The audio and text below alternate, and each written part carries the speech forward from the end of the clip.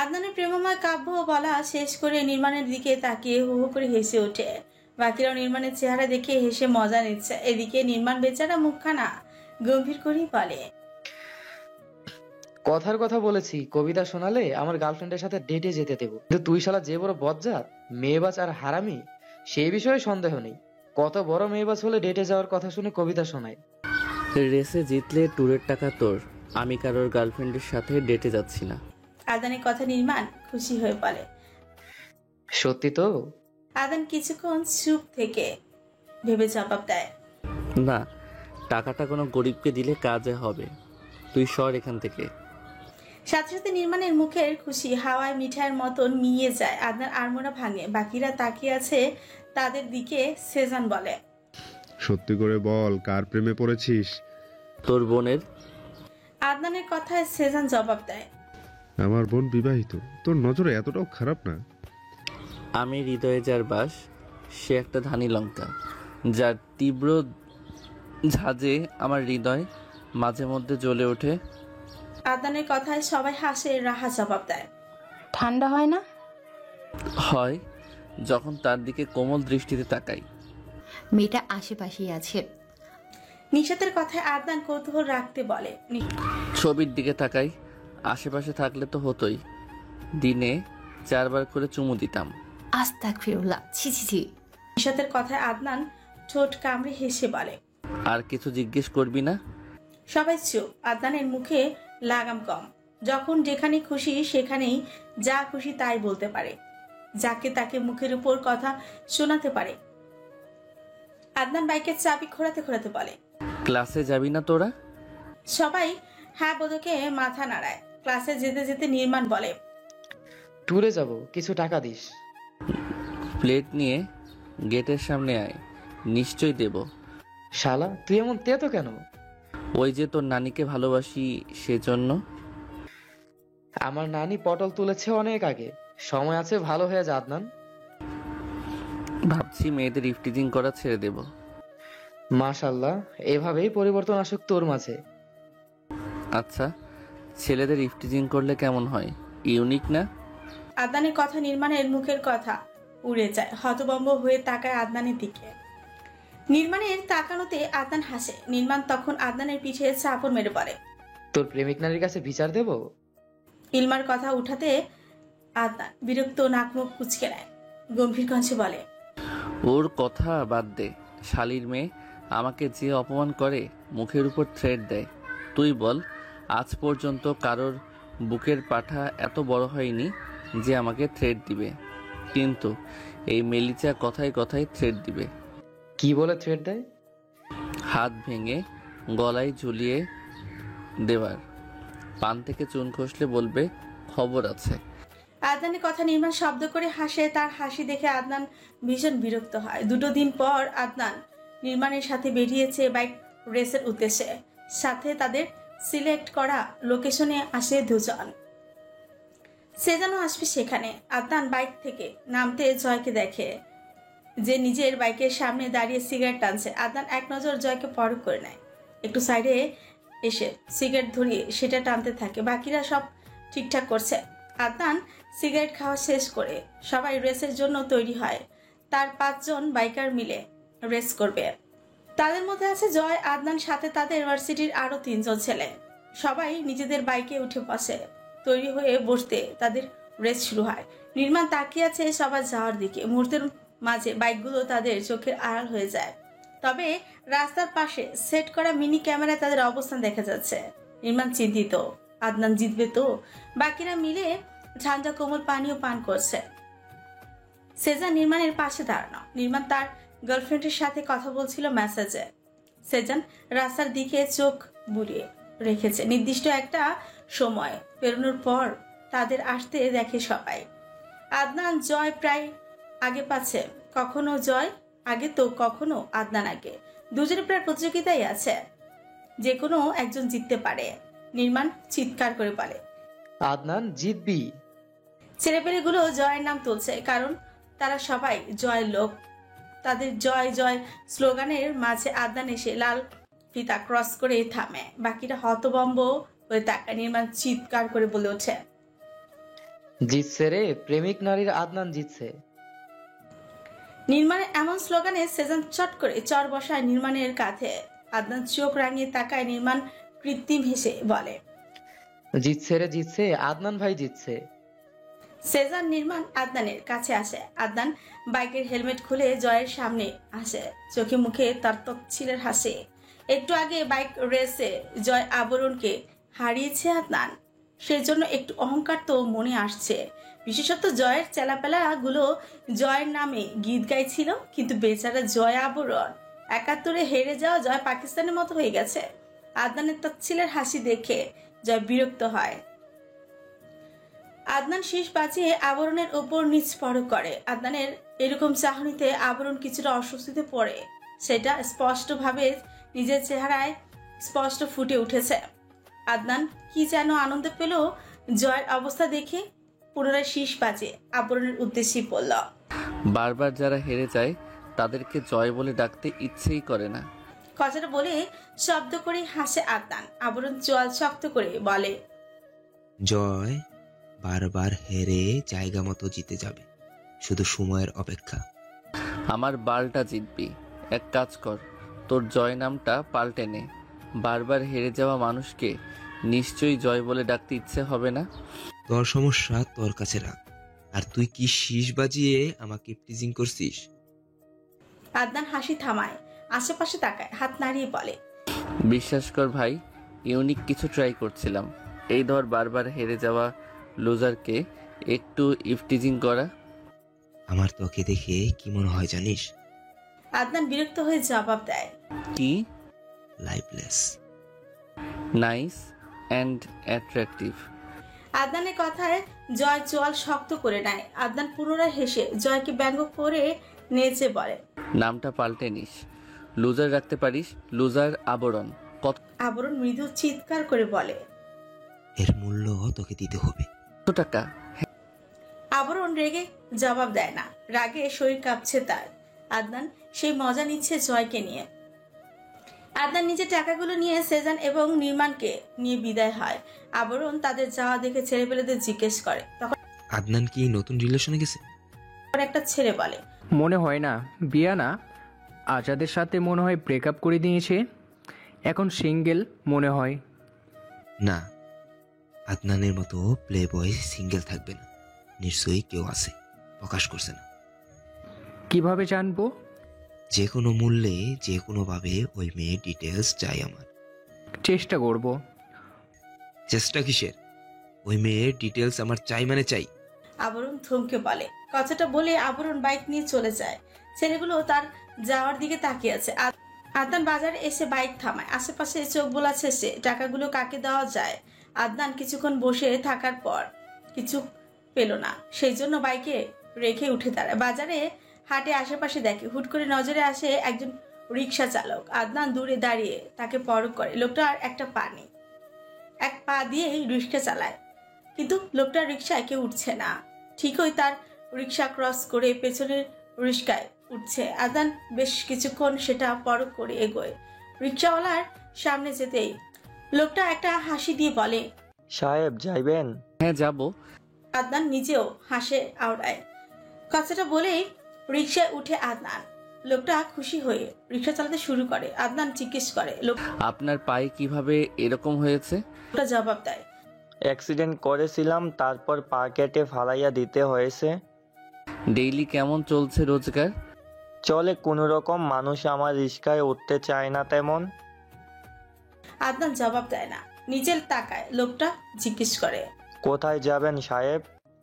আদনান সামনে তাকায়। কিছুটা দূরে তার বাইক দেখা যাচ্ছে। আদনান বলে সে সামনের বাইকটা অবধি যাবে।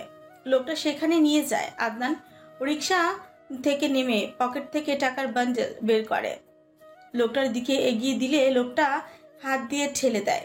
সে নিবে না। আদনান জবাব দেয়, আপনার উপকার হবে। লোকটা জবাব দেয়, আদনান না সাহেব, এত টাকা লাগবে না, আপনারে আমি খুশি মনে এনে দিছি। আদনান মৃদু হাসে, জোর করে টাকাটা লোকটার হাতে দেয়। নরম কণ্ঠে বলে, আপনার জন্য একদিন বড় হব, তখন আপনার মতো অনেকেই সাহায্য করব। লোকটা কৃতজ্ঞতার হাসিতে আদনান সালাম দিয়ে হেঁটে বাইকের কাছে চলে আসে। লোকটার দিকে আরেকবার তাকিয়ে বাইকে উঠে বসে। বাইক স্টার্ট দিয়ে বাসার উদ্দেশ্যে রওনা হয় সে। আলাদা একটা শান্তি কাজ করছে নিজের মাঝে। খুশি মনে বাসায় আসে আদনান। এসে কলিং বেল চাপতে ইলমা দরজা খুলে দেয়। আদনান ইলমাকে দেখে বিরক্ত হয়, পাশ কাটিয়ে ভেতরে প্রবেশ করে। আদনান এসে সোফায় বসে। তখন তৃপ্তি সেখানে উপস্থিত হয়। ইলমাকে বলে, এক্সাম কেমন দিচ্ছিস? আলহামদুলিল্লাহ ভালো। ইলমার কথা আদনান তার দিকে তাকায় বিরক্তি নিয়ে বিড়বিড় করে বলে, রেজাল্ট আসলে দেখবো ন্যাকা কান্না। মেয়ে জাতির সব মিস গেলেও ন্যাকামি মিস যায় না। তৃপ্তি এসে আদনানের সামনে সোফাতে বসতে আদনান সাথে সাথেই বলে, এক গ্লাস ঠান্ডা পানি এনে দে তো। তৃপ্তি গর্জন দিয়ে বলে, যখন দাঁড়িয়েছিলাম বলতে পারলে না? এই বেয়াদব, পানি চেয়েছি, পানি এনে দে। উঠতে ভালো লাগছে না। আদনান চোখ রাঙায়। তৃপ্তি ইলমার দিকে তাকাতে আদনান জোরে বলে, ওর দিকে তাকাচ্ছিস কেন? ওর আনা পানি আমি পান করব না। তৃপ্তি ইলমা দুজনেই ফ্রি কুচকে তাকায়। তৃপ্তি জবাব দেয়, ইলমা রান্না পানি পান করলে কি হবে? যদি বৃষ্টিস মিশিয়ে দেয়, প্রেমিক নারীর চক্ষুশূল আমি যে কোনো সময় মেরে দিতে পারে। আদনানের কথা ইলমা তেজ দেখিয়ে বলে, আমাকে খোঁচা না মারলে হয় না? এই তৃপ্তি তোর ছেলে ফ্রেন্ড আছে? তৃপ্তি হতভম্ব হয়ে জবাব দেয়, না। গুড, কখনো ছেলে ফ্রেন্ড বানাবি না। ভালো মেয়েদের ছেলে ফ্রেন্ড থাকে না। তৃপ্তি জবাব দেয় না, মুখ টিপে হাসে। আদনান যে ইলমাকে খোঁচা মেরে কথাটা বলেছে সেটা স্পষ্ট। আদনান সোফায় দু হাতে ছিটিয়ে বলে, তৃপ্তি পানি আন। তৃপ্তি উঠে যায় পানি আনতে। ইলমা বিরক্ত হয় আদনানের প্রতি। সোফার উপর থেকে একটা কুশন নিয়ে আদনানের মুখ বরাবর ছুরি মেরে বলে, নিজেরটা আগে দেখ। তোর নিজেরও মেয়ে ফ্রেন্ড আছে। আমার ছেলে ফ্রেন্ড নিয়ে আমার জামাইয়ের সমস্যা থাকবে, কোনো পরপুরুষের না। এই মেলিচা, একদম তুই তোকারি করবি না। আমার পার্সোনাল ব্যাপারে নাক গলাবি না। কথাটা বলে ইলমা চলে আসে। আদনান ইলমা যাওয়া দেখে মৃদু চিৎকার দিয়ে বলে, প্রেমিক নারী, বেশি বেড়েছিস তুই। আদনানের কথাটা শেষ হতে তৃপ্তি পানির গ্লাস নিয়ে হাজির হয়। আদনান রাগে ফুসতে ফুসতে পানি পান করে শব্দ করে এই গ্লাসটা টেবিলের উপর রাখে। বাইকের চাবি নিয়ে রুমে আসতে রিয়ানার কল পায়। মুহূর্তে মেজাজ আরো খারাপ হয়ে যায়। চল শক্ত করে কল রিসিভ করে আদনান। রিয়ানা অপর প্রান্ত থেকে শুধায়, আমার ব্রেকআপ লাগবে। ওই, তোর সাথে এখন আমি রিলেশনে আছি নাকি যে ব্রেকআপ দেব? কথা যেদিন থেকে বন্ধ হয়েছে সেদিন থেকেই ব্রেকআপ করে নিয়েছি। এখন রঙ্গ করার জন্য কল দিয়েছিস? আদনানের কথা রিয়ানা রেগে জবাব দেয়, এত তেজ কেন? তোর সাথে যে আমি রিলেশনে ছিলাম সেটাও তো সাত কপালের ভাগ্য। এই চোপ, তোর মতো মেয়ের সাথে যে আমি আদনান এতদিন ছিলাম সেটা তোর সাত কপালের ভাগ্য। নিজেকে কি ভাবিস? কেন? আমার বউয়ের ভবিষ্যৎ বর। এই তোকে বিয়ে করবে কে? নিজের দিকে তাকা আর ভাব তোকে কে বিয়ে করবে। এই তুই আমার হোয়াটসঅ্যাপ, ইনস্টাগ্রাম, ফেসবুক দেখেছিস কত ছেলেরা মেসেজ দেয়? মাথা মোটা, ছেলেরা তোকে বিয়ের জন্য মেসেজ দেয় না, টাইম পাসের জন্য মেসেজ দেয়। আর কি বলতো, বউ হিসাবে ব্যাকডেটেড মেয়েরাই পারফেক্ট, তোদের মতো মাতারিরা না। ঠিকই তো আমাদের কাছে আসতে হয় প্রেমের জন্য। তা তোর ব্যাকডেটের কি হয়েছিল এতদিন যে মাতারিদের কাছে আসতে হয়েছে? নিজে তো একটা 12 ভাতারি। এই শালি, তুই কল রাখ। কথাটা বলে আদনান কল কেটে দেয়। ফোনটা বিছানায় ছুঁড়ে ইজি চেয়ারটায় বসে। মাথা গরম হয়ে আছে। তার উপর মানুষ কল করার আর সময় পায় না। আদনান চুলগুলো পেছনে হ্যান্ড ব্রাশ করে, কপাল স্লাইড করে কিছু চিন্তা করে। চলে যাওয়ার সময় যেন এক অদ্ভুত অনুভূতি। কখনো ভালো তো কখনো খারাপ কাটে সময়। তবে মাঝে মধ্যে আমরা সেই সময়ের কাটিয়ে আসা কিছু ঘটনা স্মরণ করতে গিয়ে কখনো মলিন হাসি, আবার কখনো আনন্দ নিয়ে হাসি। আমাদের পুরনো স্মৃতিগুলো এক ধরনের মিষ্টি বেদনা। মনে হয় যত কিছু হারিয়েছি তার চেয়ে বেশি পেয়েছি, কিন্তু তারপরও কিছু মুহূর্ত থাকে যখন সময়ের হাত থেকে কিছু ফেরানো যায় না। এই ক্ষণগুলো আমরা ফিরে পেতে চাইলেও তা আর ফিরে আসে না। কিন্তু তাতে কি, আমাদের ভেতরে স্মৃতি, হাসি, কান্নার মিশ্রণ আমাদের এগিয়ে নিয়ে যেতে সাহায্য করে। এভাবেই চলে যাওয়ার সময় ভালো খারাপের সবকিছু মিলিয়ে আমাদের জীবনে এক নতুন দিশা তৈরি করে। যে দিশার মাঝে মাঝে চোখে অশ্রু, মাঝে মাঝে মুখে হাসি, কিন্তু সবসময় হৃদয় একটা অনুভূতি, অদ্ভুত শান্তি থাকে।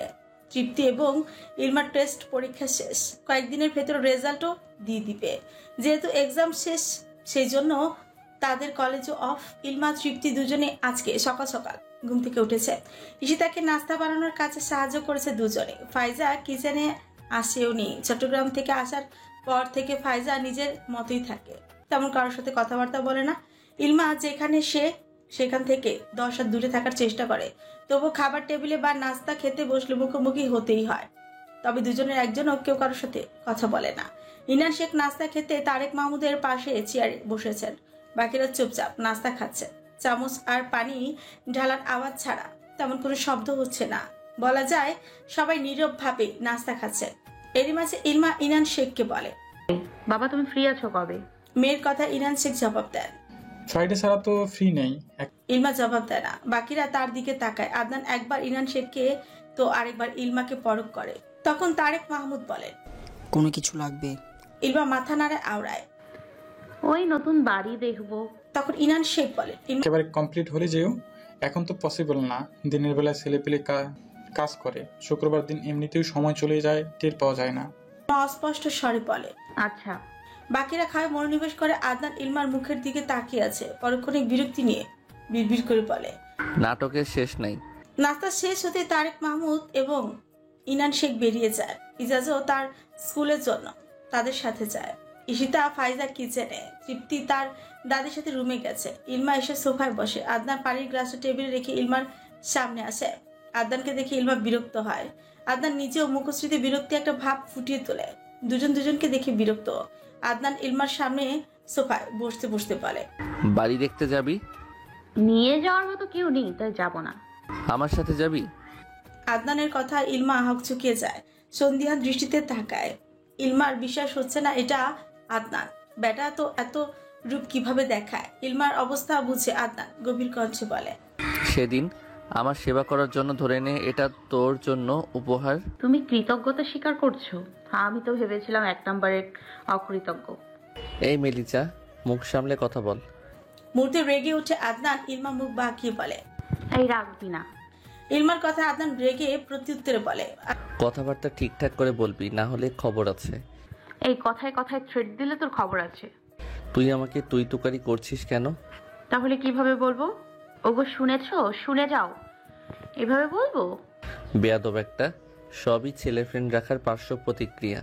এই ছাড়া তোরও তো মেয়ে ফ্রেন্ড আছে, তাহলে আমার ছেলে ফ্রেন্ড নিয়ে তোর এত ঝামেলা কিসের? দাদি। আদনান চেঁচিয়ে ডাকে। ইলমা নিজেও চিৎকার করে বলে, দাদি শুনে যাও। দুজনের ডাক শুনে ফরিদা পারভিন এবং তৃপ্তি ছুটে আসে। তখন ইলমা বলে, তোমার নাতি এমন ঝগড়ুটে কেন?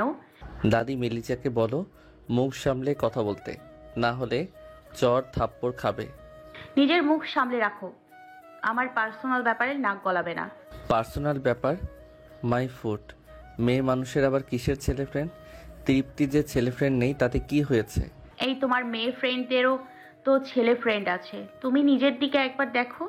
101টা প্রেম করো, মেয়ে ফ্রেন্ড রাখো, তাতে কিচ্ছু না। আমারটা নিয়ে এত সমস্যা কিসের? এই বেশি বকবক করবি না। কেন কেন? ওহ সরি, ভুলে গিয়েছিলাম। তুমি তো নারী দরদি সমাজসেবক না। ঠিক আছে ঠিক আছে। সদরঘাটের প্রেমিক নারী, উল্টাপাল্টা বলবি তো খবর আছে। নারী দরদি সমাজসেবক, মুখ বন্ধ রাখ। ওদের দুজনের ঝগড়া দেখে ফরিদা পারভিন এবং তৃপ্তি নাক মুখ কুচকে তাকায়। দুটো সেই ঝগড়াই পারে, কেউ কাউকে ছাড় দিচ্ছে না। কিন্তু এখন না থামালে ঝগড়া করতেই থাকবে। সেজন্য ফরিদা পারভিন বলেন, থামো তোমরা, ছেলে মানুষ এত ঝগড়া করে? দাদির কথায় আদনান প্রত্যুত্তরে বলেন, আর মেয়ে মানুষ?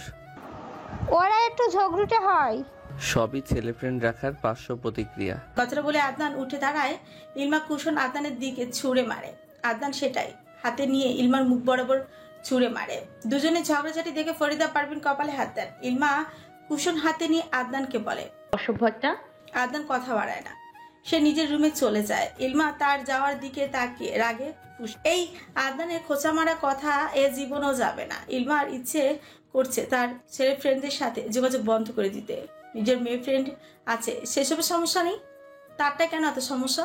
2 দিন পর দেখা যাবে ইলমা বিয়ে করলে তার জামাই হবে। জামাইয়ের সাথে পাশাপাশি সোফায় বসলো, তাতেও বেটা আদনানের সমস্যা হবে। বলবে পুরুষ মানুষের সাথে বসবে কেন? ভালো মেয়েরা পুরুষদের পাশে বসে না। ইলমা ধরে নিয়েছে আদনানের মাথা তাঁত ছেঁড়া। সব ভাবনার মাঝে ইলমার মনে পড়ে আদনান তাকে বলেছিল বাড়ি দেখতে যাওয়ার কথা, কিন্তু কখন কিভাবে।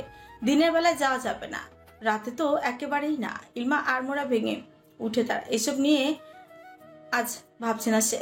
নিজের রুমে এসে রুম গোছাতে ব্যস্ত হয়ে পড়ে। রুম ঝাড়ু দেওয়া শেষ করে ব্যালকনিতে আসে ইলমা। টবের গাছগুলোতে দেখে সে নয়নতারা অপরাজিতা গোলাপ ফুলের টব। গোলাপ ফোটেনি, তবে নয়নতারা এবং অপরাজিতা ফুটেছে। ইলমা একটা নয়নতারা ফুল ছিঁড়ে নিজের কানের পিঠে গুজে দেয়। বাইরে তাকাতেই খালি মাঠটা চোখে আসে। তখন আদনান তাকে ডাক দেয়। ইলমা পাশে ফিরতে দেখে আদনান ব্যালকনিতে দাঁড়ানো। এই না ঝগড়া করে আসলো, এখন আবার ডাক দিচ্ছে। আদনানের ডাকে সাড়া দিয়ে ইলমা জবাব দেয়, কি বলবে বলো। 4:30টায় ঘুম থেকে উঠে রেডি হয়ে থাকবি, কেউ জেগে ওঠার আগে আবার ফিরতে হবে। এই তোমার সাথে রাত বিরাতে আমি কেন যাব? কোন ভরসায়? না গেলে নাই, আমার কি ঠেকা নাকি তোকে ধরে বেঁধে বাড়ি দেখাতে নিয়ে যাওয়ার জন্য? শোন, তোর মতো ঝগড়ুটে ছেলে ফ্রেন্ড রাখা মেয়ের প্রতি আমি আগ্রহ নেই। কত সুন্দর সুন্দর এক্স পড়ে আছে, তাদের প্রতি আগ্রহ নেই। তুই কোথাকার কে? যাবো না, দেখা লাগবে না বাড়ি। তোরই লস, 1 ঘন্টার ব্যাপার। ভেবে দেখ, বাইরে একটা সুন্দর সকাল পাবি, বাড়িটা ভালোভাবে ঘুরে দেখতে পারবি। এই একদম লোভ লাগাবে না। জানতাম তোর লোভ আছে, সেই জন্যই লোভ লাগাচ্ছি। এমনিতেও ছেলে ফ্রেন্ড থাকা মেয়েরা একটু লোভী হয়। যাবো না, তুই যা তোর বাড়িতে। কথাটা বলে ইলমার রুমে চলে আসে। আদনান ইলমা যাওয়া দেখে হো করে হেসে ওঠে। বাইরে তাকিয়ে বিড়বিড় করে বলে, পাগল একটা। মুহূর্তে সিরিয়াস হয়ে যায় আদনান। প্রেমিক নারীর মন মর্জি বোঝা দেয়। এখন বলছে যাবে না। আদনান সকালের ঘুমের ঘরেই থাকলে আবার যদি বলে যাবে। সেদিন ইলমা ভেবে পায়নি কি সিদ্ধান্ত নেবে, আদনানের সাথে যাবে নাকি যাবে না। আবার ভাবে কেউ দেখে নিলে তো ঝামেলা, কি করবে। কিন্তু আদনান যে ছেলে, কেউ তাদের একসাথে দেখে নিলে টু শব্দ করতে দিবে না, পারলে চোখটায় হাতে ধরিয়ে দিবে। ইলমা রুমজের পায়চারি করছে অবিরত। অনেক চিন্তা করে মাথা হ্যাং করে ফেলেছে সে, সেজন্য এসব মাথা থেকে ছেড়ে ফেলে দিয়েছে। বিকেলের দিকে গল্পের বই হাতে ইলমা ব্যালকনিতে যায়। বেতের চেয়ারে বসে গল্প পড়ে মনোযোগ দেয়। বইয়ের নাম বুক পকেটের মায়াবিনী, লেখনীতে শার্লিন হাসান। বইটা বেশ মনোযোগ সহকারে পড়ছে ইলমা। তবে মাথার ভেতর একটা পোকা ঘুরঘুর করছে, সেটা হলো আদনানের সাথে যাবে কি যাবে না। ভোরের আলো ফুটেনি তখনও। চারপাশ তমসাচ্ছন্ন। আদনান ইলমাকে মেসেজ পাঠায়, কিও প্রেমিক নারী ঘুম ভাঙেনি? অ্যালার্মের আওয়াজে কিছুক্ষণ আগে ঘুম থেকে উঠেছে ইলমা। চোখ মুখ ধুয়ে বসে ছিল শপে। তখনই আদনানের মেসেজ আসে। ইলমা সিন করে কিছুক্ষণ রেখে দেয়, পরক্ষণই রিপ্লাই করে, এখন বেরোবো। আদনান ঘড়িতে সময় দেখে 4:45। এখন রওনা হলে যেতে 10 মিনিট আর 10 মিনিট, 5:20 বেজে যাবে। কেউ টের পাওয়ার আগেই চলে আসতে হবে। সেই জন্য ইলমাকে সাবধানে বেরোতে বলে আদনান। নিজেও বাইকের চাবি নিয়ে রুম লক করে বাইরে আসে। তখন ইলমাও রুম থেকে বেরিয়েছিল। পুরো লিভিং রুমে হলুদ রঙের ড্রিম লাইট জ্বলছে। আদনান অভাব দেখে ইলমা স্বস্তি নিঃশ্বাস ছাড়ে। দুজনেই মেন দরজার দিকে এগিয়ে যায়। এক্সট্রা চাবি থাকা বেশি সমস্যা হয়নি। দুজনেই বাইরে এসে তালা লাগিয়ে দেয়। আকাশে অন্ধকার কিছুটা কেটে এসেছে। কিছুক্ষণ পর ভোরের আলো ফুটবে। আদনান বাইক বের করে গার্ডেনে আসে। ইলমার দিকে তাকাতে চোখ মুখে এখনো ঘুমের রেশ। আদনান ইলমাকে একবার পরখ করে শুধু 3 পিসের সাথে মাথায় ঘুমটা টানা, চোখে মুখে ঘুম ঘুম ভাব দেখে আদনান মুচকে হাসে। বাইক স্টার্ট দিতে এগুতে ইলমা চেঁচিয়ে বলে, বাইকে রেখে চলে যাচ্ছ? আদনান গেটের বাইরে এসে বাইক থামায়। ইলমা দ্রুত পায় হেঁটে বাইরে আসে। আদনান ইলমাকে দেখে বলে, প্রেমিক নারী, একটা রিক্সা নিয়ে আমাকে ফলো করো। আদনানের কথা ইলমা রাগ হয়, ঝাঁঝালো কণ্ঠে বলে, ন্যূনতম জ্ঞান থাকলে এই কথা বলতে না। এই অন্ধকারে কি তোমার শ্বশুর আমার জন্য রিক্সা নিয়ে আসবে? যাব না আমি। দরজার চাবি দাও। আমার বাইকে মেয়ে মানুষ নেই না, তোর জন্য রুলস ব্রেক করতে পারবো না। চাবি দাও। হাত পেতে এই কথাটা বলে ইলমা, কণ্ঠস্বরে তেজ সুস্পষ্ট। আদনান এক নজর ইলমার রাগী মুখটার দিকে তাকায়, পরক্ষণই বলে, ইলমা উঠে বস। যাব না। এত তেজ কেন তোর? দেখ, তোর সাথে ঝগড়া করতে করতে 10 মিনিট ওভার। ধরা পড়লে তোর বাপ যাতে আমায় কিছু না বলে, তার মেয়ের ইচ্ছে পূরণ করতে গিয়ে সকালের ঘুম স্যাক্রিফাইস করে এসেছি। আদনানের পেছনে উঠে বসে বিড়বিড় করে বলে। মাতাল। আদনান বাইক স্টার্ট দিতে দিতে বলে, প্রেমিক নারী সুন্দরভাবে ধরে বসবি, বাইক এক টান দিলে আবার না রাস্তায় পড়ে যাস। এই মাতাল, বেশি জোরে বাইক চালাবি তো মাথার চুল টেনে ছিড়বো। আদনান মিডিয়াম স্পিডে বাইক চালায় যাতে ইলমার অসুবিধা না হয়। দুজন অন্ধকারাচ্ছন্ন পরিবেশে নির্দ্বিধায় গন্তব্যের উদ্দেশ্যে ছুটে চলেছে। শেষ রাতে শীতল হাওয়া ইলমার চোখে মুখে এসে উপচে পড়েছে। মুহূর্তে মুহূর্তে কেঁপে উঠছে ইলমা। ঠান্ডা এখনো যায়নি, তার উপর বাইকে বসলে যেই বাতাস চোখে মুখে আসে না জানি ঠান্ডায় লেগে যায়। এইসব চিন্তা করেও ইলমা প্রাণ ভরে শ্বাস নেয়। এই সকালের সূচনা ঘ্রাণ এত মিষ্টি কেন? ইলমার এক হাতে আদনানের কাঁধে, কিছুক্ষণ পর সেটার বাঁধন হালকা হয়। ভয় পেলে আবার জোরে চেপে ধরে ইলমা। মিনিট 10 মাঝে তারা পৌঁছায় অর্ধ আকৃতির দালানের সামনে। ইলমা বাইক থেকে নেমে চারপাশে চোখ বুলায়। বাড়িটার দিকে নজর যেতে একরাশ ভালো লাগা কাজ করে। আদনান বাইকের সামনে দাঁড়িয়ে সিগারেট ধরেছে, সেটা টানছে, যার গন্ধ ইলমার নাকে ঠেকতে ইলমা কেসে ওঠে। আদনান সিগারেটের লম্বা টান দিয়ে ধোঁয়াগুলো শূন্যে ছেড়ে দেয়। ইলমার নাকে কাপড় দিয়ে এগিয়ে এসে বলে, সকালবেলা এসব ছাইপাশ না খেলে হয় না? সরাও এটা, না হলে বমি করে দেব। আদনান সেসবে ভ্রুক্ষেপ করে না, নিজের মতো করে সিগারেট টানতে থাকে। ইলমার কানের কাছে চেঁচিয়ে বলে, কথা কানে যায়নি? সিগারেট ফেলো আর কখনো এসব মুখে তুলবে না। আদনান বিরক্ত হয়। অর্ধেক টানা সিগারেট মাটিতে ফেলে পা দিয়ে পিষে নেয়।